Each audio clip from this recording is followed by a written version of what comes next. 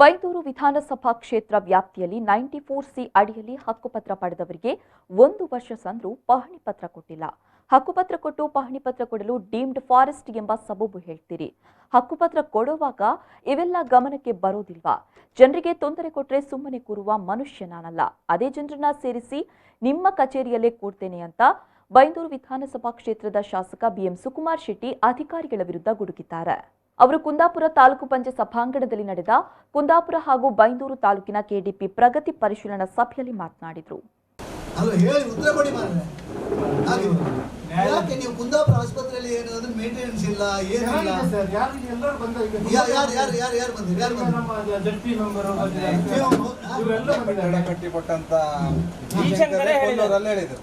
ಇದು ಸರಿ ಇಲ್ಲ. ಕಟ್ಟಡ ಕಟ್ಟಿ ಕೊಟ್ಟಿದ್ದೇವೆ, ಅದನ್ನ ಮೇಂಟೆನೆನ್ಸ್ ಮಾಡೋದಿಲ್ಲ ಅಂತ ಹೇಳಿ ನೀವು ಸುಮ್ಮನೆ ರೋಬೋಟ್ ನೀವು ಮಾತಾಡಿ ಆರ್ಗ್ಯುಮೆಂಟ್ ಮಾಡ್ಲಿಕ್ಕೆ ಹೋಗ್ಬೇಡಿ.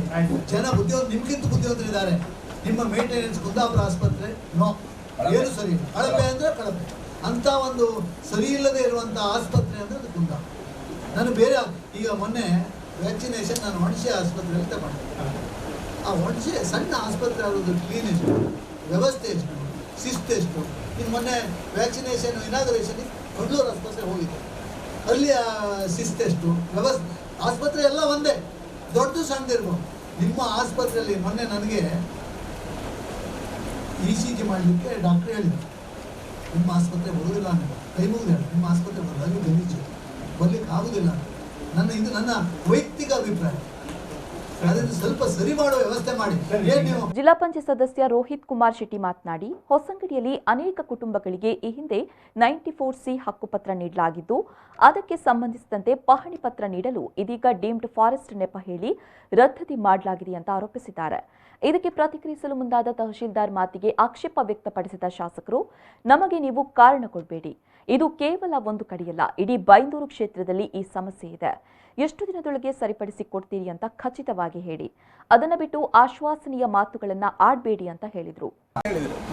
ಅದರ ನಂತರ ಕೆಲವು ಗ್ರಾಮ ಪಂಚಾಯತ್ಗಳಿಗೆ ನೀರು ಕೊಟ್ಟದ್ದು ಹಣ ಕೊಡಲಿಲ್ಲ ಅನ್ನೋ ಮಾತನ್ನು ಸಹ ಹೇಳಿದೆ. ಅದು ಈವರು ಸಹ ಇದ್ರು. ಅದರಲ್ಲಿ 25% ಪ್ರಕಾರ ಕೊಟ್ಟರೆ ಅಂತ ನೀವು ಅಗ್ರಿಮೆಂಟ್ 35-36% ಪೈಸೆಗೆಲ್ಲ ಮಾಡ್ಕೊಂಡಿದ್ದೀರಿ. ಆ ನೀರಿದ ನಂತರ ಮಾತಾಡುವ.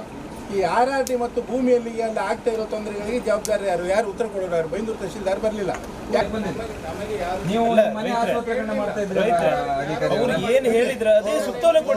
ಈ ಸಂದರ್ಭದಲ್ಲಿ ಜಿಲ್ಲಾ ಪಂಚಾಯತ್ ಸ್ಥಾಯಿ ಸಮಿತಿ ಅಧ್ಯಕ್ಷೆ ಶೋಭಾಜಿ ಪುತ್ರನ್, ಕುಂದಾಪುರ ತಾಲೂಕು ಪಂಚಾಯತ್ ಅಧ್ಯಕ್ಷೆ ಇಂದಿರಾ ಶೆಟ್ಟಿ, ಉಪಾಧ್ಯಕ್ಷ ರಾಮಕಿಶನ್ ಹೆಗ್ಡೆ, ಬೈಂದೂರು ತಾಲೂಕು ಪಂಚಾಯತ್ ಅಧ್ಯಕ್ಷ ಮಹೇಂದ್ರ ಪೂಜಾರಿ, ಉಪಾಧ್ಯಕ್ಷೆ ಮಾಲಿನಿಕೆ, ಕಾರ್ಯನಿರ್ವಹಣಾಧಿಕಾರಿ ಕುಂದಾಪುರದ ಕೇಶವ ಶೆಟ್ಟಿಗಾರ್, ಬೈಂದೂರಿನ ಭಾರತಿ ಉಪಸ್ಥಿತರಿದ್ದರು.